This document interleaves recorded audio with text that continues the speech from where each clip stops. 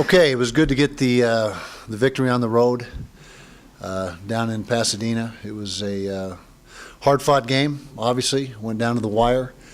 Proud of the way our guys played. They hung in there for the full 60 minutes, which is what we needed to do. We knew that going in, that it was going to be a situation where we had to play well for the full 60. There was no margin for error, and so they did that. A lot of great individual performances. Offensively, Booker, came through again for us, 150-plus yards. Kendall Thompson came in relief of Travis and really made the most of that opportunity. The kicking game, we talked about Nate or Liz talked about Nate and Andy and what they did. Didn't really get a lot going in the return game in special teams. They did a nice job keeping Kalen Clay to a minimum. Defensively, Nate Orchard was the headliner. Was in the backfield all night long, and the front seven in general, the whole defense in general. It was a good job by the defense, good effort, and like I said, proud of the way they played. Good to get the win, and we are now into bye week number 2, and then it'll be Oregon State after that. So questions? Any surprise from Devante Booker? Or is this what you expected all along?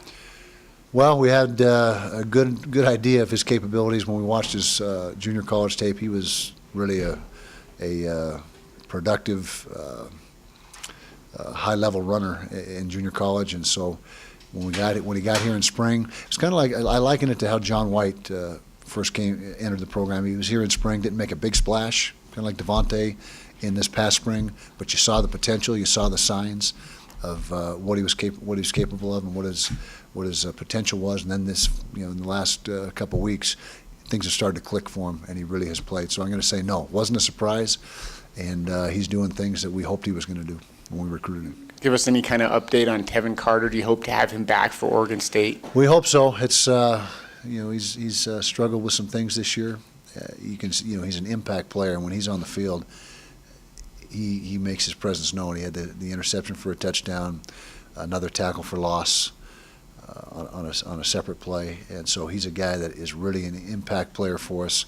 And I'm going to be optimistic again this week and say, that he's going to be available in 10 days, but that's not known for sure right now. Against Washington State, we saw Marcus Williams play at safety in relief of Tevin Carter, and then this last week it was Andre Godfrey. Mm-hmm. So if Tevin Carter isn't able to go, are we looking at Andre Godfrey or Marcus Williams? Most likely Andre Godfrey, and Andre wasn't available. He was available. He wasn't at full strength back when Marcus played for Tevin, and Marcus did a nice job. They're both true freshmen, and both have a lot of upside and a lot of talent.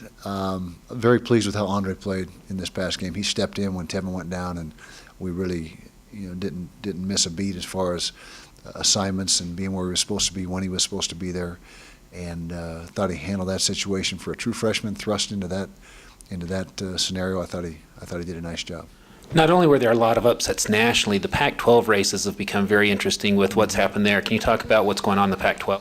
Yeah, it was an interesting weekend overall, but right now I think everybody in the North has a loss.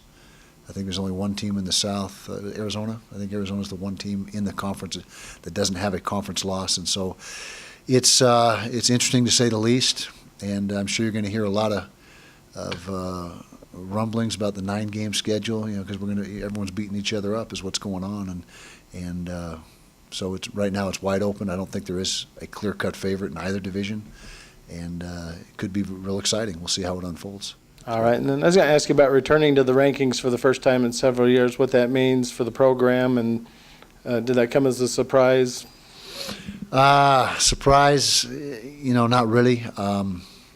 UCLA was highly ranked, and when you beat a highly ranked team and you're in the position we were in, where I think we had got some votes last week, although we didn't crack into the top 25. So not a big surprise, but proud of our players, and it's a good way to recognize their efforts and what they've done so far this season.